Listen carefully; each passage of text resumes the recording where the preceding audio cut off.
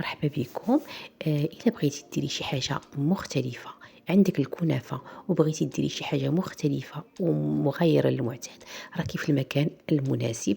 اليوم جبت لكم واحد الكنافة بطبقة ديال التمر والبسبوسة، كتجي شي حاجة غاية في الروعة، بمقادير متوفرة في كل بيت، غير الطريقة اللي مختلفة ومغايرة على المعتاد. غادي تكون أول مرة غادي ندير هاد الطريقة على قناتي، وكنتمنى تعجبكم وتنال الاستحسان ديالكم. وبطبيعه الحال ما تنسوناش، الله يجازيكم بخير، من لي بارطاج ولي لايك اللي كيطلعوا لنا الفيديو. وما نطولش عليكم ونمشيو نبداو مباشره في المقادير وطريقه التحضير.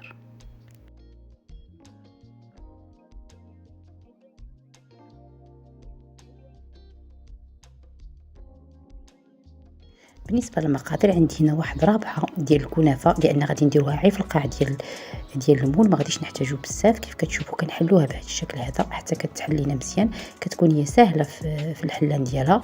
غادي نضيف عليها عندي واحد 80 غرام ديال الزبده حيوانيه، ما درتش بزاف الزبده على حسب الكميه ديال الكنافه اللي عندي. كنحلوها كن كيف كتشوفوا كندمجوا هذيك الزبده مع الكنافه بهذا الشكل هذا. من بعد غادي نجيبوا المول، غادي ندهنوا بالزبده. هذا المول انا جبتو، هذا المول اللي كيديمونطاي باش كيجي ساهل ملي كتبغي نحيدوها. غادي كيف كتشوفوا غادي نسرح هذيك الكنافه مزيان في القاع ديال هذاك المول بهذا الشكل هذا. كنحلو وفي نفس الوقت كنحلو الكنافه الا بات لنا شي حاجه باقا مجموعه صافي. وكنركزوا على الجوانب مزيان باش كياخذوا لينا هذاك الجوانب، كيناخذوا لينا هذاك الشكل المشنف ديال المول بهذه الطريقه كيف كتشوفوا صافي. من بعد ما صوبتها هنايا غادي نضيف واحد الاضافه ديال التمر. انا عندي هنا تقريبا واحد شويه ديال التمر، كنبقى عليا من الحلوه ديال التمر، ما بغيتش نضيعو، قلت هذه فكره ندمجو النكهات والمذاقات. الوغ هنا كيف كتشوفوا طلقته هنا في الميكا حيت كتلصق هذيك العجينه ديال التمر. كنطلقوها علاش حتى كنحصلوا على واحد الشكل دائري بهذا الشكل هذا صافي. من بعد ما طلقناها غادي نضيفوها، غادي نحطوها فوق الكنافه. كنحطوها غير بشويه لانها كتبدا تلصق لينا مع الكنافه بهذا الشكل، حتى كتلصقوها مزيان على هذاك الوجه ديال الكنافه، وغادي نحصلوا على هذه النتيجه هذه. هنا كيف كتشوفوا درت يدي في شويه الماء باش ما يتلصقش لي التمر صافي. حصلنا على هذه النتيجه. غادي نمشيو نوجدوا المقادير ديال البسبوسه. عندي هنا 2 بيضات، عندي واحد فلون ديال الفاني، عندي 2 خمارات، سكر كلاصي، الزيت، الحليب، واحد شويه ديال معلقه ديال الزبيب ومعلقه ديال الكوك والسميده. هنا عندي السميده رابعه ديال السميده، 2 كيسان عامرين. غادي نبداو على بركه الله. غادي نديروا اول حاجه غادي ندير البيض. هنا كيف كتشوفوا البيض عندي متوسط الحجم، كنديروا هنا 2 بيضات بهذا الشكل هذا. ضفت عليهم واحد قميصه ديال الملح راه ما بانتش في التصوير. من بعد غادي نضيفوا عليهم هنا السكر كلاصي. كي قلت لكم هنا عندي غير معلقه ديال السكر كلاصي، ما غاديش نكثروا السكر حيت مازال غادي نسقيو البسبوسه ديالنا. كنخلطوا المقادير مزيان مع بعضياتها بهذا الشكل هذا.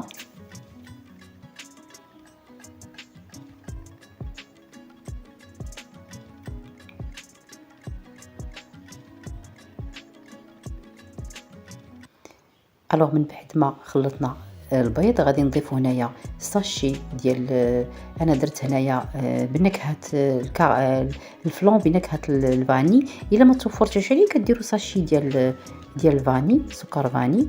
كنخلطو مزيان هذاك الفلون. كنزيدو هنايا الزيت. هنا عندي الزيت نص كاس ديال الزيت بالعبار، عندي 80 مليلتر. وغادي نضيفو نص كاس ديال الحليب دافئ بالعبار بالغرامات، اولا عندي 80 مليلتر. كنخلطو مزيان هذوك المقادير مع بعضياتهم بهذا الشكل هذا. من بعد غادي نضيفو هنا السميده الرقيقه اللي كنديرو في البغرير. عندي هنا جوج كيسان عبار 200 غرام ديال السميده. غادي نضيفو معلقه ديال الكوك، كتبقى اختياريه ولكن الا درناها كتضيف لنا واحد البنه زوينه. كنخلط نحصلوا على هذه النتيجه. هنا عندي واحد 2 ساشي ديال بيكين باودر اولا خميره الحلويات صافي. تنخلطوا المقادير مع بعضياتهم. كيف كتشوفوا البسبوسه ما كتجيناش خفيفه.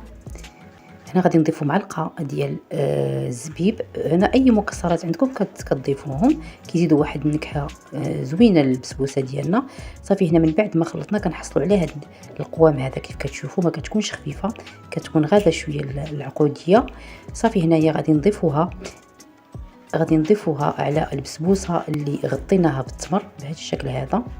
هنا الفران كيكون شاعل على درجه مرتفعه، ملي كنبغي ندخلوها كندخلوها تطيب على درجه ديال 180 درجه، يعني الطياب اللي كنطيبوا فيه الكيك.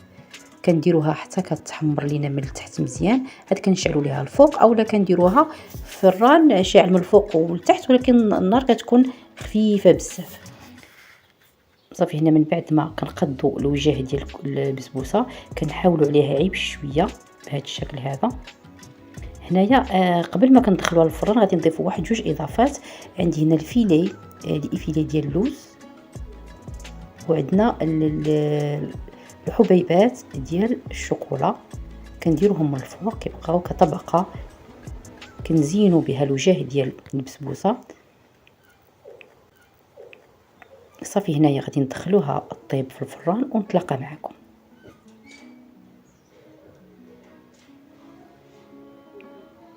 فوالا هذه هي البسبوسه ديالنا، النتيجه الاخيره ديالها كيف كتشوفوا. هنايا غادي نسقيها بالعسل، انا فضلت ندير العسل وانتم كتبقى عندكم حريه الاختيار، كتقدروا ديروا القطر حتى هو كيتواتى بزاف مع الكنافه. صافي هنا غادي نغطي الوجه ديال البسبوسه ديالنا اللي بالكنافه، كنغطيو الوجه ديالها بالعسل، وكنأكدوا كنركزوا على الجوانب ديال الكنافه حتى هي كنديروا ليها العسل.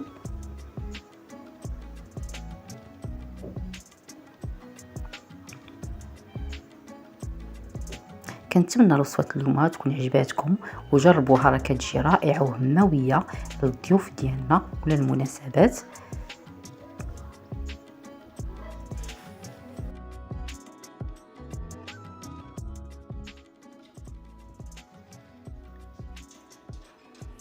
فوالا غادي نقطع معكم واحد لو مورسو باش تشوفوا كيفاش كتجي هاد البسبوسه بالكنافه.